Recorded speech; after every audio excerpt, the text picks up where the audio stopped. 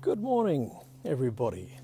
So I'm Roza, and from Exceptional Learners, and EB doing his favourite thing, climbing trees, getting outside, exercising, moving is one of the best ways to help you manage those big emotions that you might have. Now, following on from yesterday's question about how to manage your big emotions, and I hope you're practicing squeezing, breathing and counting, and perhaps you've even come up with that mantra that we discussed as well.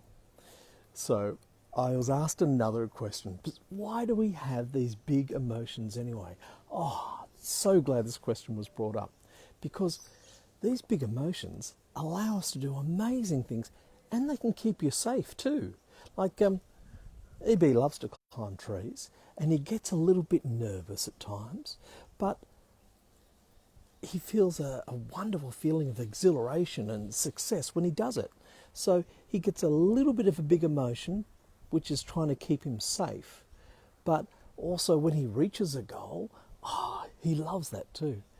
And I know this young boy who has ADHD, and he's a fantastic skier. Awesome skier. I wouldn't be surprised if we see in the Olympics one day. But he just wants to do the very best he can do. And he's excited about trying to do twips and twirls and things in the air. He just loves it. And his love of that helps him kind of overcome those scary bits and all the training that he has to do as well. So those big emotions can really help him.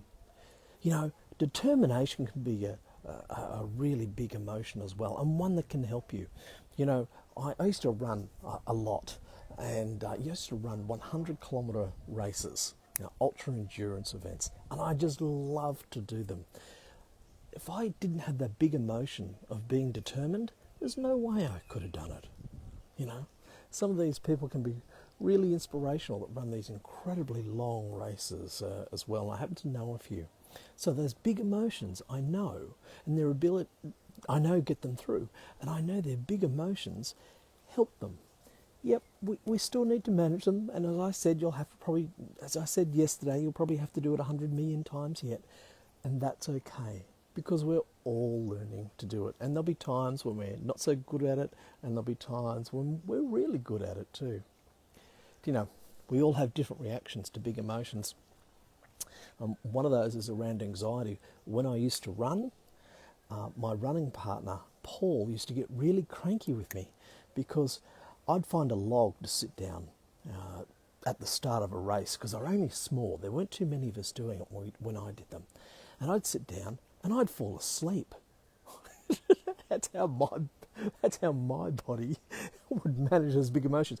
I'd fall asleep before a race, just have a quick nod off, just for 5 or 10 minutes. There'd be crowds and people buzzing around, eating bananas, going to the toilet.